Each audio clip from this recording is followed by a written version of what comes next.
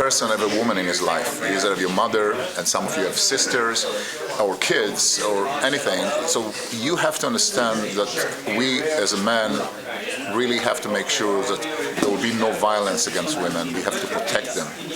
They also facing, it's a very harsh world for them. They have to face a lot of violence that are coming against them because they are simply more vulnerable. And I've been teaching many women that really want to take their life to a safer mode. And today we're going to discuss with our level 2 instructor going for level 3, Giovanna. So Giovanna, introduce yourself. Hi, my name is Giovanna Folo. I'm an assistant professor at a university, and I do research on women in the martial arts.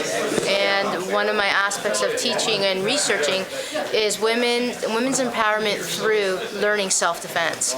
1 in 4 women are challenged with, or faced with the idea of being violated, being basically attacked and raped. And I think this is one of the most important things that a woman, a young girl, can be taught.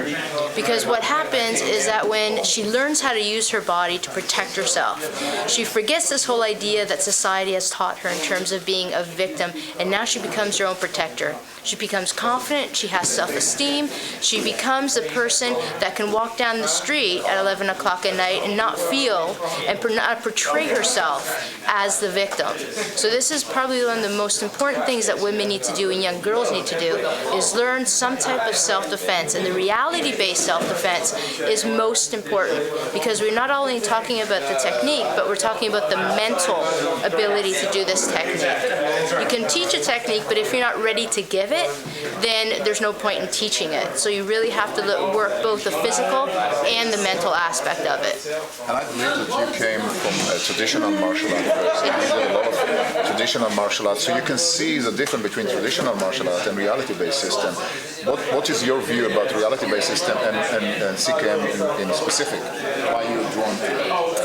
The simplicity. One of the cliches, or one of the terms here is simplicity is genius, but here it actually is one of the best techniques. I teach it to men and women, and the ability to use one technique all around the body, to do a variety of things just with one technique. They don't have to remember a lot. They remember one thing, and that's it. And with women, once they learn the technique and become comfortable with it, they're not inundated with all these different techniques. CKM is perfect because it's reality-based. Anybody can do it. You can teach with a big person, with a small person. They can do it. I've already had comments from women in my classes that they just love doing it because it's easy to do. And you should see their faces once they can do it. And they're going, ha, this is great. So that's why CKM, in terms of reality-based, is, I would say, a step ahead of some of the other ones where you're doing the technique, but it's not that kind of, this is what happens in the real world idea. And I tell you, I see a lot of transformation when I teach women, what happened to them mentally, specifically mentally. You see how they all of a sudden, oh my God, I can do that. I actually can do that. It's working.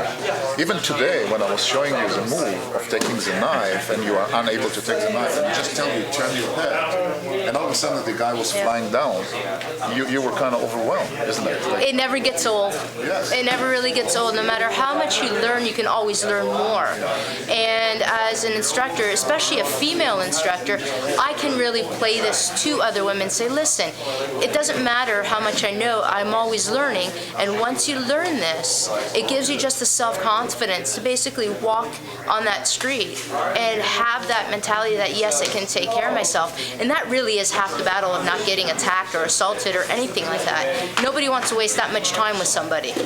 If you're looking like you can take care of yourself, they're just going to go somewhere else. And I think that's really important. The self-esteem aspect, and it transcends not only within that physical being for yourself, but transcends in terms of your family, your education, your workplace. It just gives you that self-confidence that, yes, I can do it. It empowers you. And we have women that training specifically in women CKM program, which is a specific program for women. And we have also a lot of women practicing CKM because it's also very applicable for them as well, as you do as well. Yes, absolutely. One of the things that drew me to the women's CKM is the fact that not only do you look at the techniques, but you look at that mental. You have to look at the mental socialization. I'm a sociologist, so we have to look at gender socialization, how women are taught to be the victims, that they can't take care of themselves, that they're not able to do it, and we have to attack that part of it, because if you can't attack that and you just give them the technique, they still have that idea, well, I don't want to hurt that person. And you have to really tell them that yes, you can, yes, you must. And we teach them to stay feminine, to stay beautiful, and be safe.